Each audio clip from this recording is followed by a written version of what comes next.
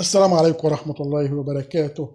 المنتخب الوطني لكرة القدم، المنتخب الأول بدأ معسكر أمس ب6 لاعبين فقط نظرا لضيق الوقت قدام المباراة الأولية مع كامب فيرد يوم 6 والمباراة الثانية يوم 10 مع بوتسوانا في بوتسوانا، فبالتالي الوقت ضيق جدا. ولكن الفيفا حدد ان اللاعبين الدوليين يرجعوا يوم 2 في الشهر، يعني عندهم 3 ايام لسه، وفي نفس الوقت الاهلي حدد اللاعيبه بتوعه عشان تاخد راحه من الدوري انه هترجع يوم 1 في الشهر. ضيف كمان حاجه لعيبه بيراميدز على كمان ان هم لسه بيلعبوا في نهائي كاس مصر، فبالتالي مش هيروحوا الا بعد الكاس ما يخلص. المباراتين يبدو ان هم سهلين كشكل عام، ولكن محدش عارف الاقدار مخبيه ايه، محدش عارف مستوى الفرق دي ايه. ولكن في النهايه بنتمنى التوفيق للمنتخب الوطني في بدايه مشواره في الافريقيه اللي هتبدا في المغرب في نهايه 25 وبدايه 26.